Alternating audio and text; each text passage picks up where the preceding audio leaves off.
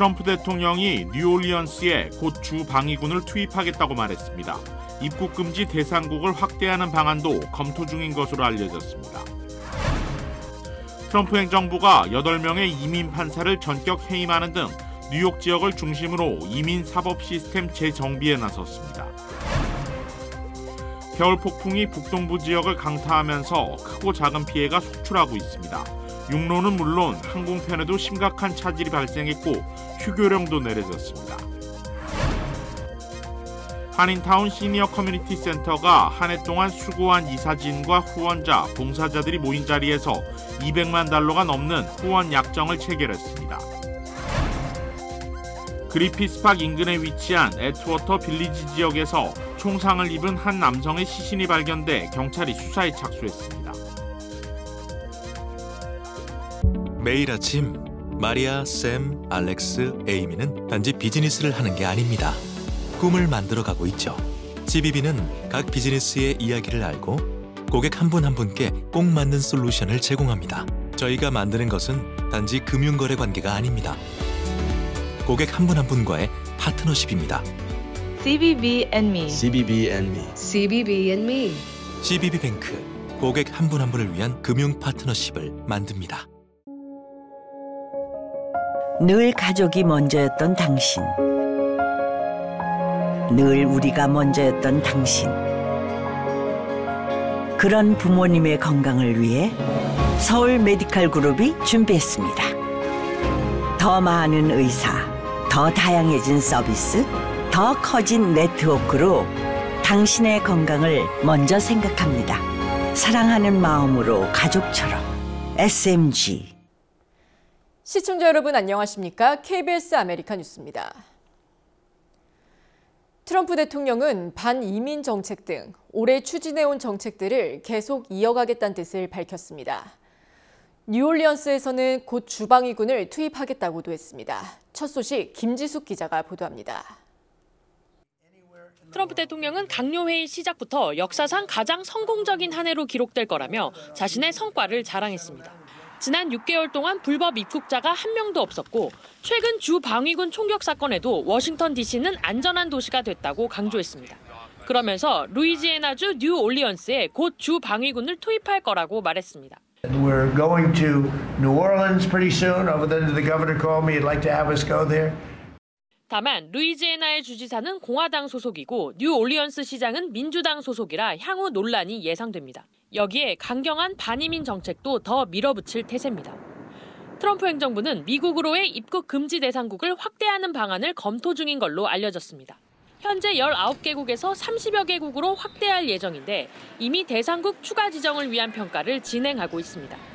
CNN은 이 평가에 따라 입국 금지 대상국이 더 늘어날 수 있다면서도 어떤 나라들이 명단에 포함될 것인지 언제 발표될지는 명확하지 않다고 전했습니다. 앞서 트럼프 대통령은 모든 제3세계 국가로부터의 이주를 영구 중단하겠다고 선언했습니다. 특히 미네소타에 거주하는 소말리아 이민자들을 이참에 내보내겠다는 뜻을 거듭 드러내고 있습니다.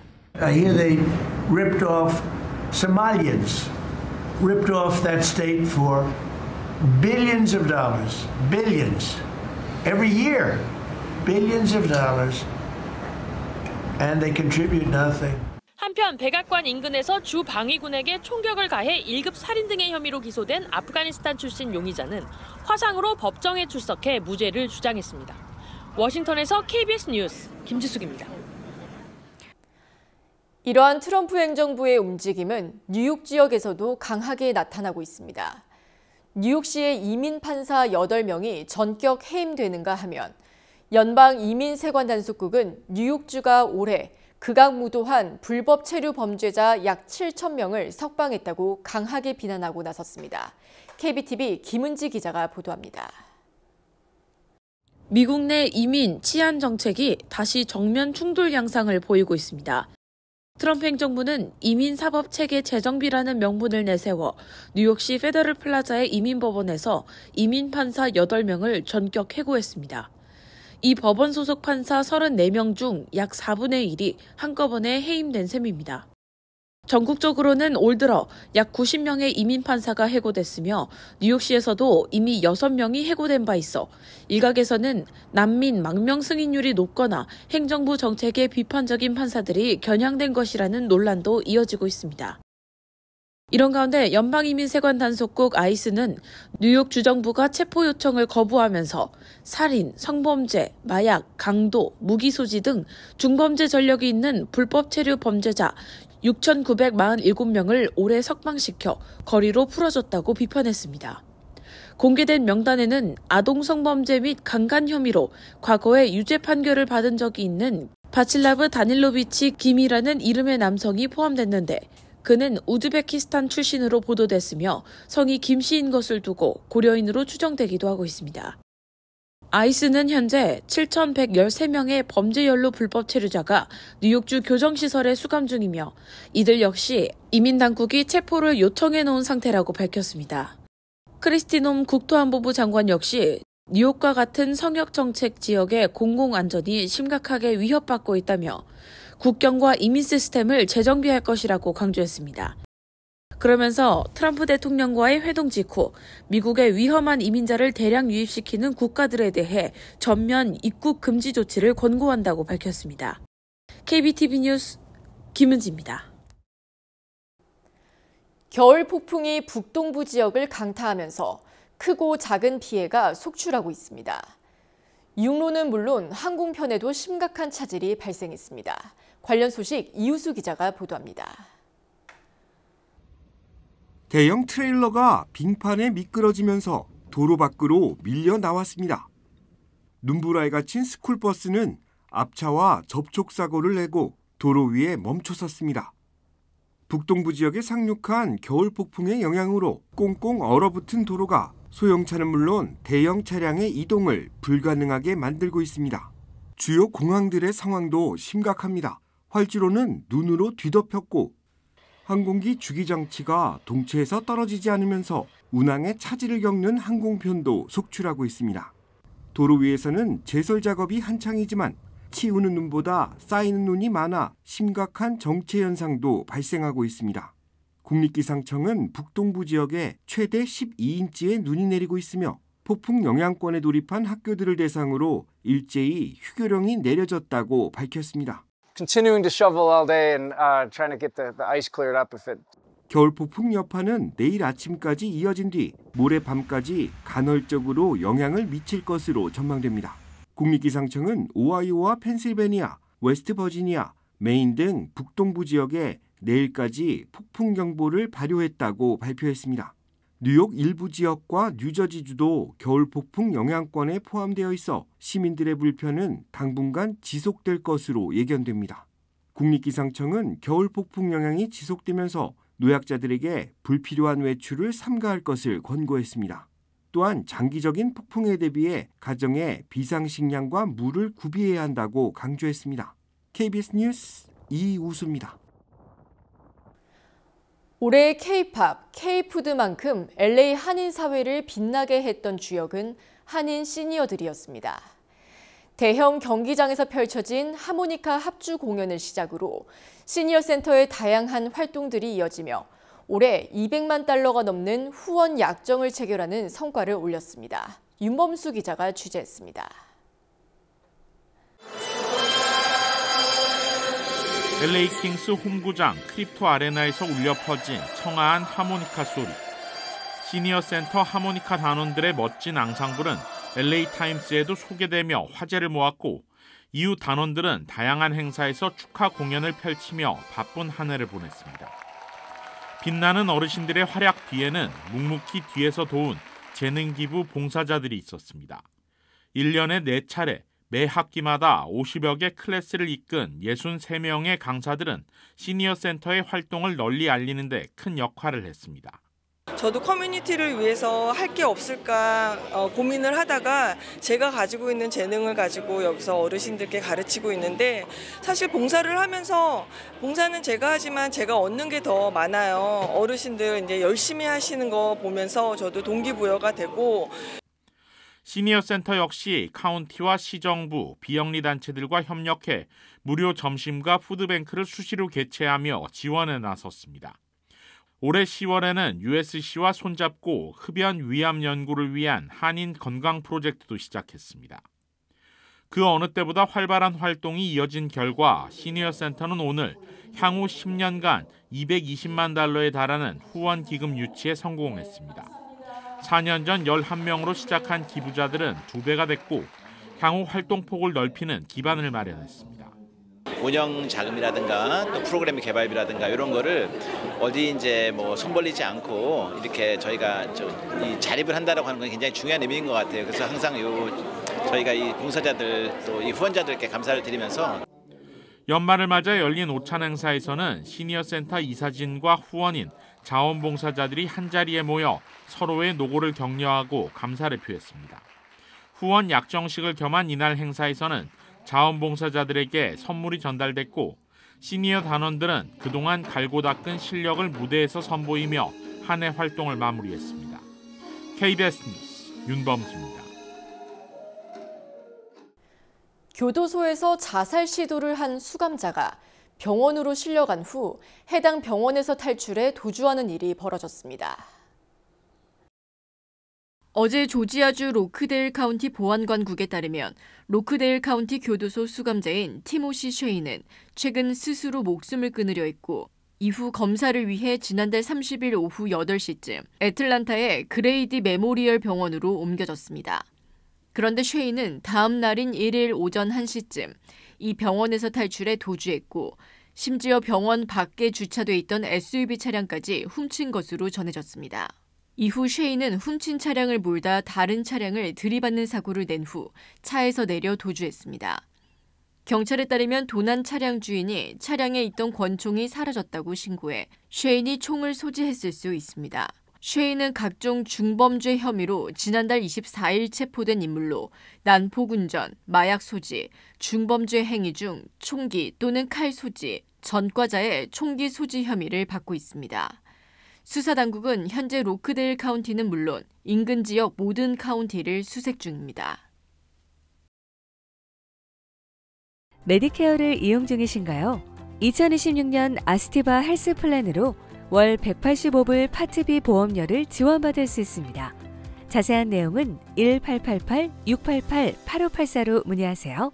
2026년 아스티바 헬스 플랜은 식료품과 일반 의약품 비용으로 연체대 2,880불까지 혜택을 드립니다. 사용하지 않은 금액은 다음 달로 2월됩니다. 자세한 내용은 1888-688-8584로 문의하세요.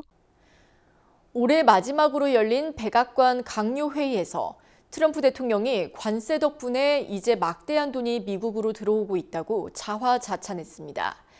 특히 한국과 일본을 지목했는데 트럼프 행정부는 이들로부터 받은 투자금으로 원전과 조선 등 대규모 인프라 건설에 나서겠다는 구상을 밝혔습니다. 김경수 기자가 보도합니다.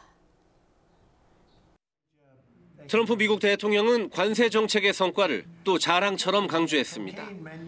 이제 미국으로 막대한 돈이 들어오고 있다고 했는데 관세 이전엔 동맹국조차 미국의 돈을 뜯어냈다면서 한국과 일본을 언급했습니다.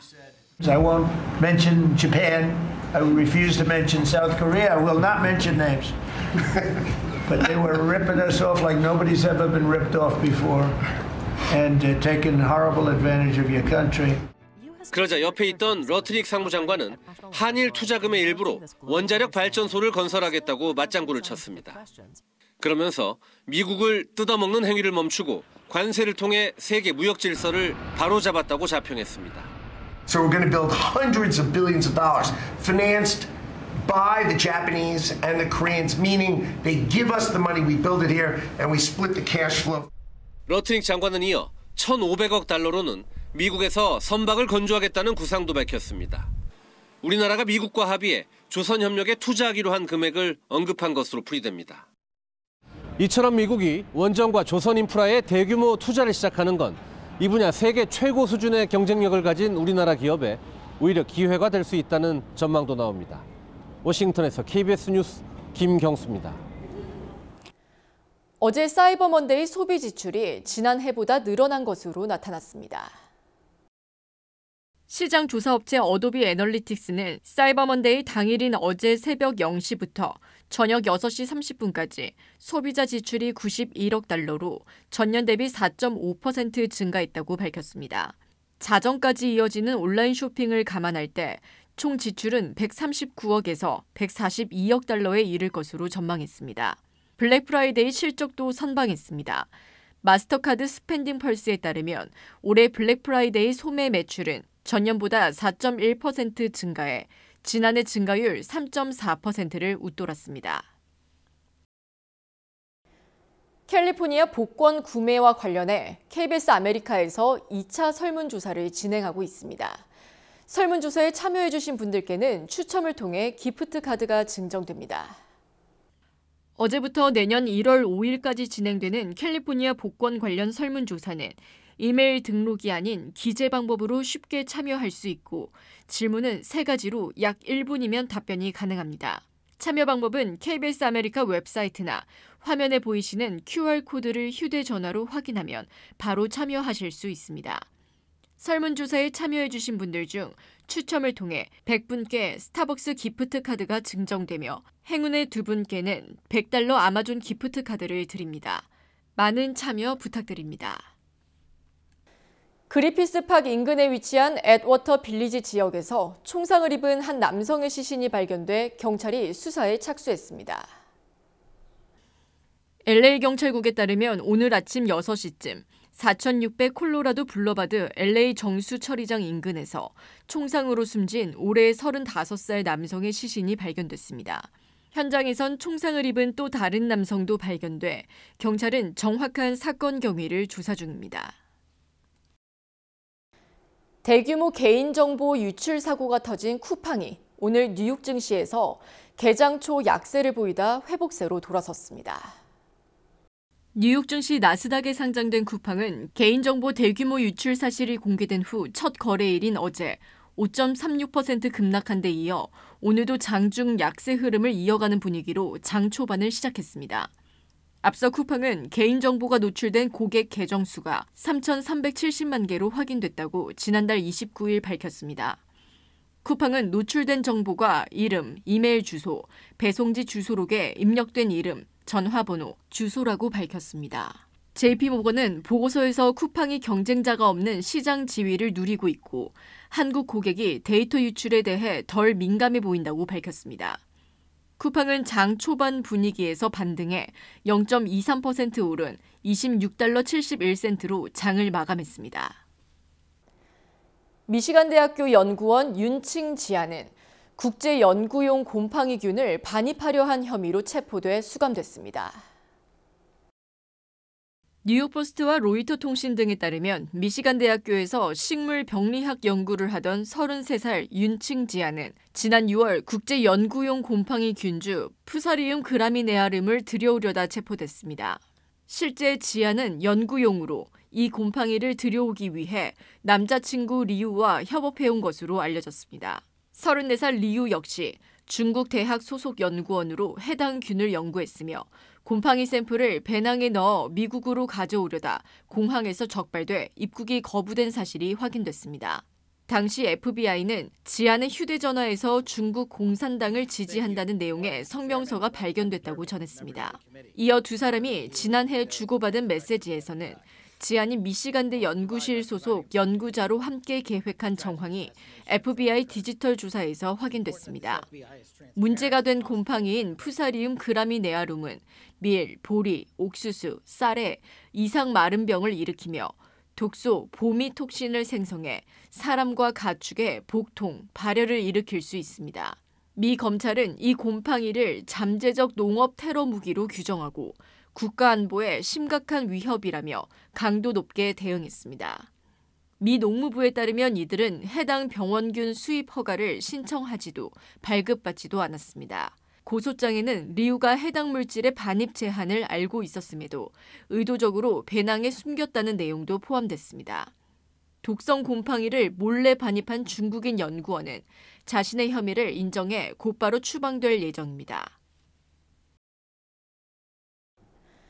현대자동차가 신형 산타페의 후방 카메라 설치 불량 문제로 미국에서 약 14만 대를 리콜합니다.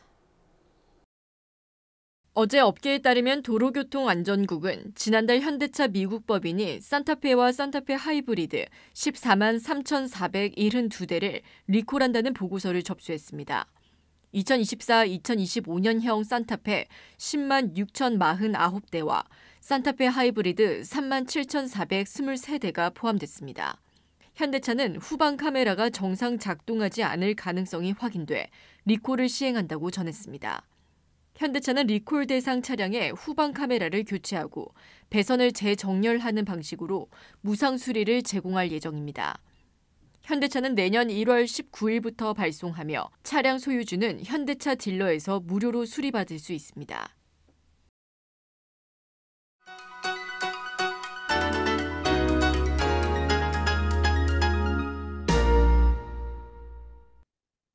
주식시장은 오늘 상승했습니다.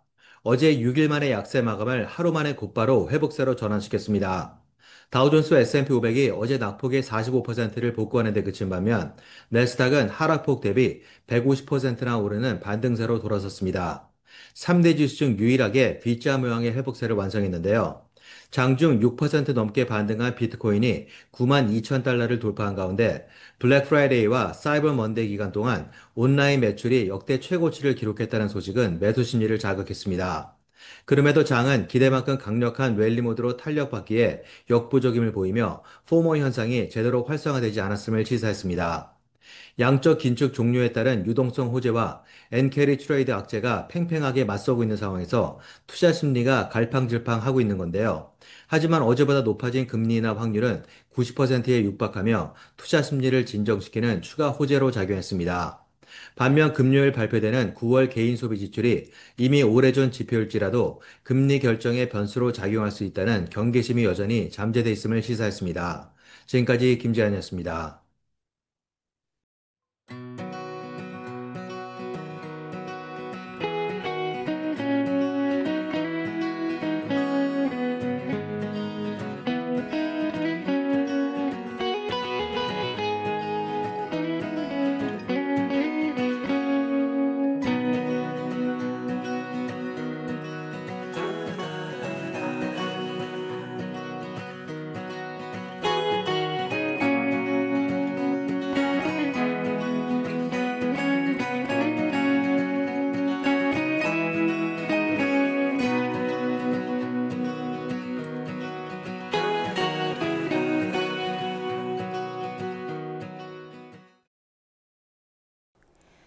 KBS 아메리카 뉴스 오늘 소식은 여기까지입니다. 저는 내일 다시 찾아뵙겠습니다.